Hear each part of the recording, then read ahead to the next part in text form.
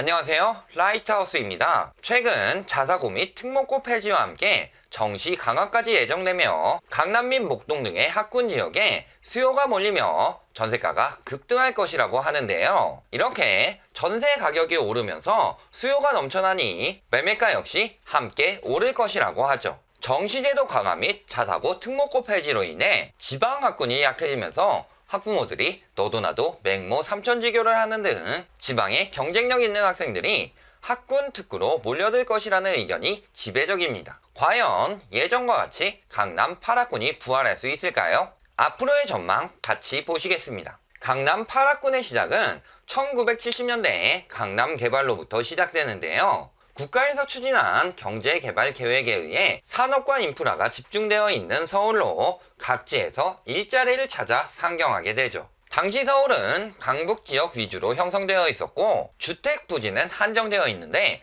인구는 계속 늘어나게 되면서 정부에서 인구를 분산하기 위해 시작한 사업이 있습니다. 바로 강남개발 사업이었죠. 1970년대 강남 조성을 위해 공무원 아파트를 조성해 강제적으로 공무원들을 이주시키고 여기에 강북에 있던 명문 학군들 역시 강제 이전시키면서 반대로 강북 지역에 있는 학교들은 신설 및 확장을 금지시키니 서울의 중심, 특히 학군의 중심이 명문 고등학교를 따라 강남으로 차츰 이동하기 시작합니다. 1970년대 후반 강남 방면에 8번째 학군을 신설하면서 강남 8학군이라는 말에 시초가 되었죠. 당시 사교육, 특히 과외의 열기는 정말 치열했는데요. 베이비붐 세대가 대학 입시생이던 1970년대라 대학에 가고 싶은 수요는 많았지만 지금보다 대학은 훨씬 적은 수준이니 교육 경쟁이 지금보다 훨씬 더 심했죠. 명문 대학만 졸업하면 출세길이 어느 정도 보장되어 있었기에 부자들은 자식들을 좋은 대학에 보내기 위해 돈을 아끼지 않았죠. 연간 과외비로만 학원비의 1조 1천억 원의 2배 수준인 2조 1천억 원 정도가 지출될 정도로 엄청난 규모의 과외비가 지출되었고 과외 잡는 사람을 대통령으로 뽑겠다는 여론이 돌 만큼 교육의 양극화는 심화됩니다. 당시에 군사 반란으로 정권을 잡았던 정부이기에 민심을 안정시킬 방안을 찾았고 그 방법 중 하나로 과외금지법이라 불리는 730 교육개혁 조치를 실시하게 됩니다. 이 조치로 교육의 양극화는 줄어들긴 했지만 스카이로 시작하는 대학 서열은 여전했고 오히려 과외가 안 되니 우수한 고등학교가 모여있는 강남 8학군에 사람들이 모여들면서 교육 특구로의 입지는 더욱 강화되죠. 이를 위해 위장 전입이 판을 치기 시작합니다.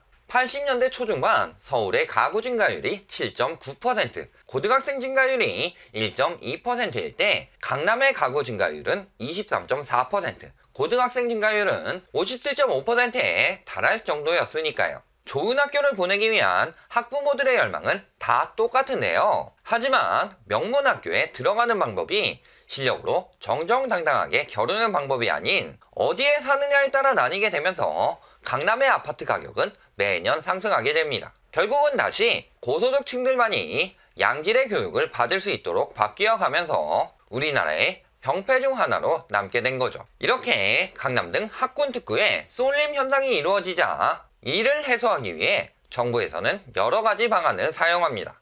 이전 5%에 불과했던 수시 비중을 2002년에는 30%까지 늘렸고 이후에도 비중을 꾸준히 증가시키며 내신을 강화시키니 오히려 상향 평준화가 된 교육 특구보다 경쟁이 약한 지역의 합격률이 올라가게 되죠. 또 2001년부터는 자율형 사립고등학교를 만들어 2014년엔 49개교까지 늘리는 등 교육 특구가 아닌 지역의 교육을 강화시킵니다.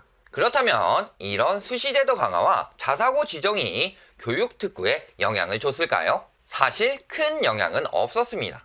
2003년 11월부터 올해 10월까지의 전세가격 지수를 보면 오히려 자사고가 2개씩 지정된 종로나 동대문구의 상승률은 높지 않았고 교육특구인 양천구의 경우는 높은 상승률을 보였죠. 자사고가 하나도 없는 구로구의 경우 서울에서 두 번째로 높은 전세 상승률을 보였고요. 오히려 외고와 자사고의 폐지가 논의될 때도 결국 갈 곳은 강남뿐이라며 전세 월세 물량이 없다고 기사에서 난리를 쳤지만 그럼에도 서초구의 전세 가격 지수는 급락하는 등 교육 정책보다는 다른 외부 요소의 영향을 많이 받는 모습을 보였죠. 지금도 마찬가지입니다. 이미 서울 아파트 가격이 상승하기 시작했던 6월부터 전세가는 꾸준히 오르고 있었죠. 6월에서 10월까지 서초구가 1.9%로 서울 최고의 전세가 상승률을 보이고 있었고, 강남 1.2%, 양천 0.7%, 노원 0.5% 등 모두 전세가는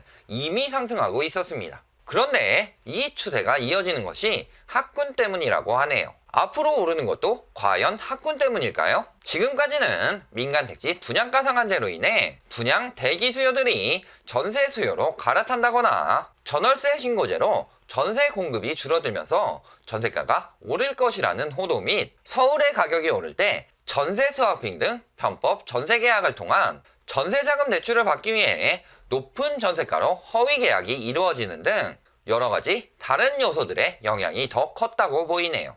또 수시제도 및 자사고 강화 이후에도 강남 서초학군은 30.5%라는 높은 서울대 수시 등록 실적을 보이며 교육의 1위를 달리고 있었고, 그 뒤를 이어 13.7%를 기록한 강동 송파학군, 10.6%를 보인 강서 양천학군, 10.2%를 기록한 노원구가 있는 북부학군 등 교육특구가 있는 곳들은 수시제도에도 강세를 보였습니다. 이미 정시든 수시든 교육특구들이 높은 합격률을 보이는 걸 보면 학군 수요들이 여기에 다 몰려있단 소리인데, 무슨 정시강화가 된다고 이쪽으로 수요가 몰린다고 하나요? 게다가 자사고가 폐지되면 지방교육이 예전으로 돌아갈 것 같지만 꼭 그렇지만도 않습니다. 최근에는 인터넷의 발달로 굳이 교육특구가 아니더라도 강남대치동 등 스타 강사들의 인터넷 강의를 돈만 내면 들을 수 있으니까요. 강남 8학구는 고난이도의 중간 기말고사로 학생들의 수준이 높다고요?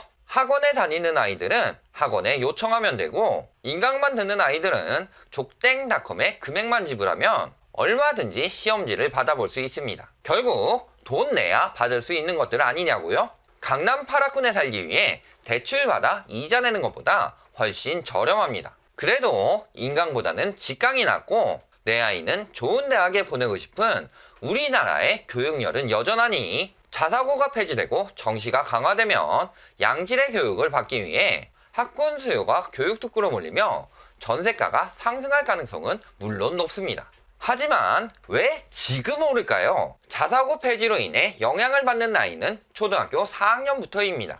5학년 이상의 학생들은 기존의 방향대로 교육을 받으면 되는 거죠.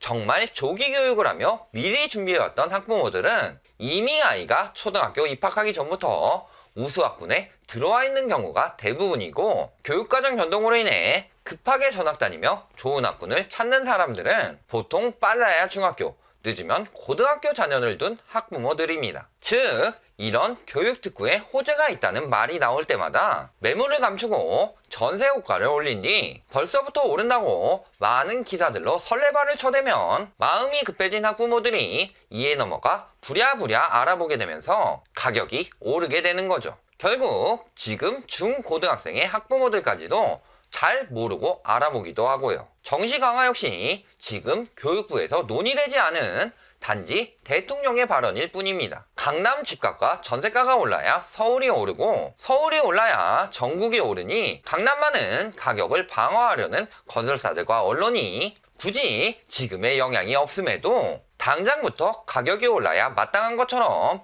호도를 해댈 뿐이죠. 여기에 이미 높은 거품이 낀 매매 및 전세 가격은 아무리 좋은 학군을 원하는 수요가 많더라도 여력이 되는 수요들은 점점 더 줄어들게 된다는 뜻이며, 지난 11일부터 시행된 고가 1주택 전세대출 보증 제한으로 인해 강남에 전세를 들어갈 수 있는 수요들은 더 많이 줄어들 수밖에 없습니다. 장기적으로 보더라도 최근 점점 더 낮아지는 출산율로 인해 빠르면 내후년부터 우리나라의 인구는 감소할 예정입니다. 학생 인구 역시 들쑥날쑥하지만 꾸준히 우하향 곡선을 그리고 있죠.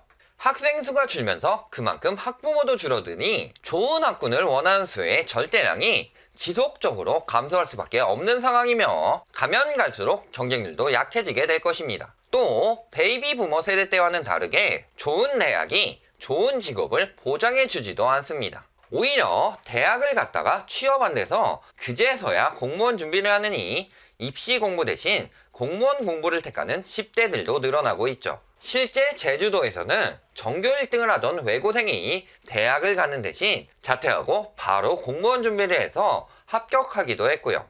예전과는 달리 공부를 잘하는 학생들까지도 대학에 목매지 않고 자신의 꿈을 찾아 다른 길을 알아보고 있다는 소리입니다.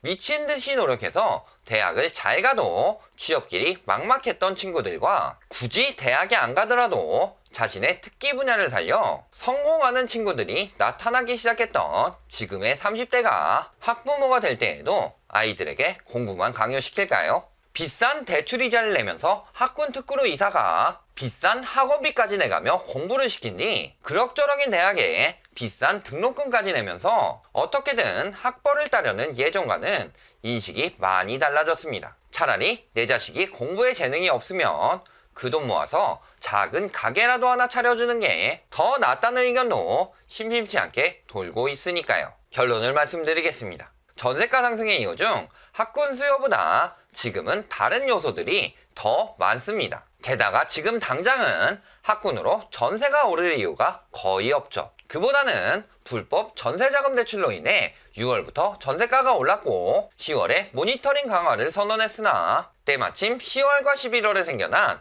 일시적 공급 부족으로 인해 전세가 상승세가 이어지고 있는 것이 더 타당하다고 생각합니다.